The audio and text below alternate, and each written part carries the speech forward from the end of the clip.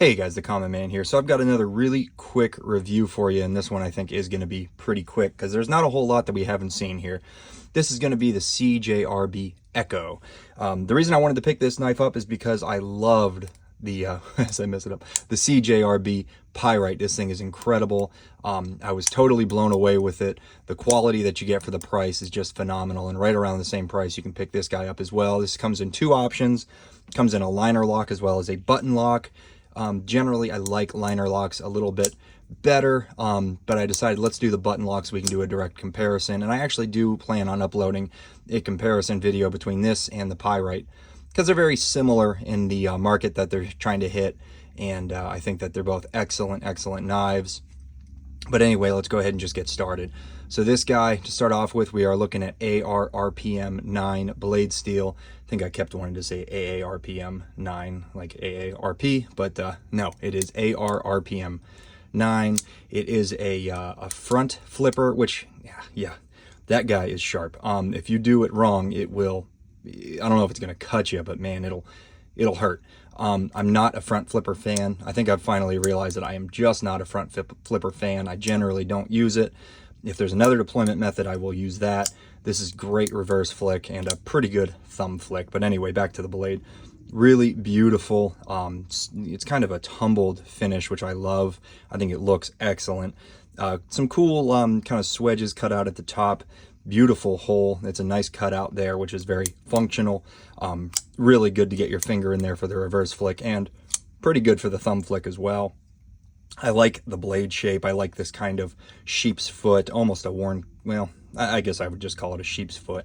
Nice thick blade stock. Generally, you know, I'm not huge on like the big tall profile carried out far on the blade, but I think it works fine on here. You still get a nice relatively pokey tip, but it's going to be excellent for EDC use for those kind of puncture and draw cuts. I think it's going to be really good for that, and I'm excited to carry it and try to, you know, basically see how it works in day-to-day use. But I can tell you it's probably going to perform just fine. Relatively thin behind the edge, but not the thinnest I've felt.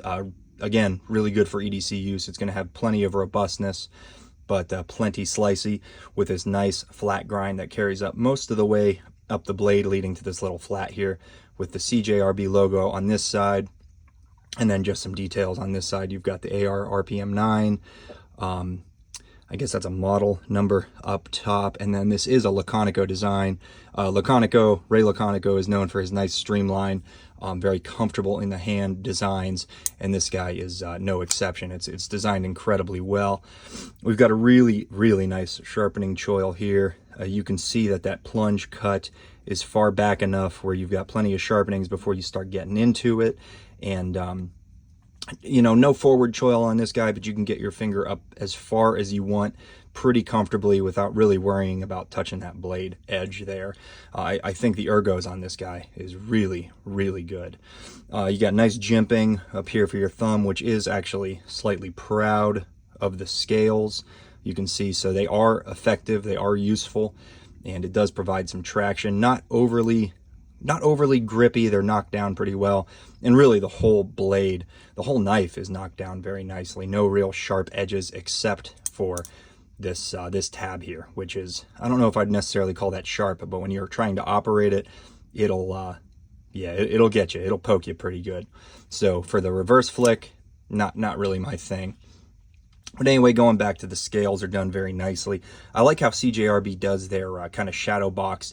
You can see it's very minimal. They don't have a whole lot of that liner showing outside of the scale, the overlay scale, but you do see a little bit. It looks okay. I'm not a huge fan of the shadow box scales, but I think if you're gonna have them, this is done very well. Where you know, it's not obvious. You don't have tons of the liner showing like on the Civivi Elementum. It just seems to be a little bit more prevalent, in just my opinion. But anyway, the scales are done very nicely. These are the micarta scales, which are just beautiful. Not a whole lot of texturing, but it looks really nice. It feels nice and soft, and that button there, you can see that it does stick up proud of the scale just enough to operate it.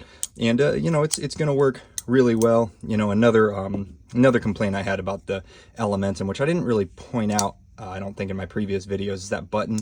You really got to kind of jam your thumb down in there to operate it, because you know, it does sit up a little bit proud of the scale, but it feels like you just have to press it so far down in. Whereas this guy, not quite so much. I don't feel like you have to give it such a deep press to operate it. It works really, really well. Let's go ahead and talk about the pocket clip. Pocket clip is excellent. I think it's the same.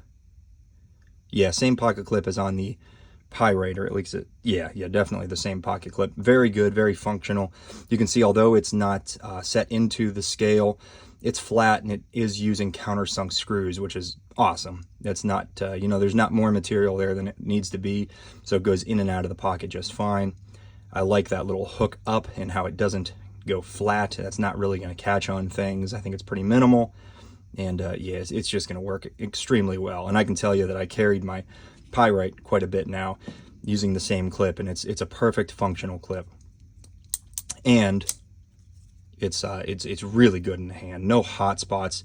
It doesn't jab you anywhere or put any pressure in anywhere that's awkward. It really works incredibly well. Yeah, I really like the feel of this knife. I would say that in the hand, this might actually be, yeah, there, you know, this feels a little bit smaller in the hand, whereas this really fills the hand out quite nicely.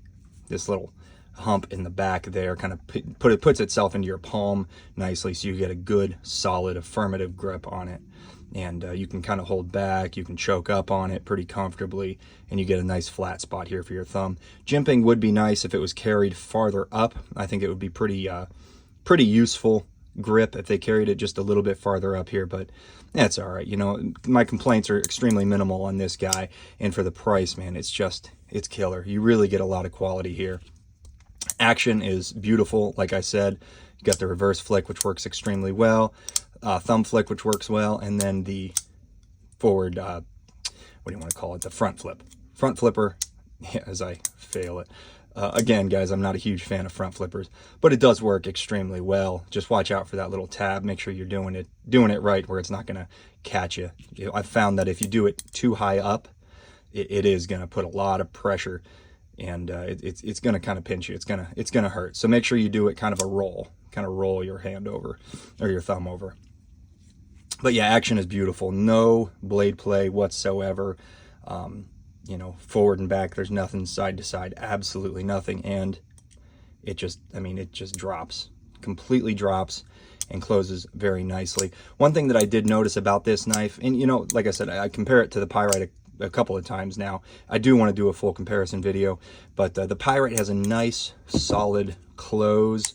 You can hear it's just, you know, it's kind of, it's like a softened thud, whereas this guy is a little bit more tinny, and I'm not a huge fan of that when it sounds like that, where you get that kind of, I don't know how else to describe it, but kind of a tinny sound. That's not really my style, but it's all right. You know, it works great. It locks up solid. It closes well.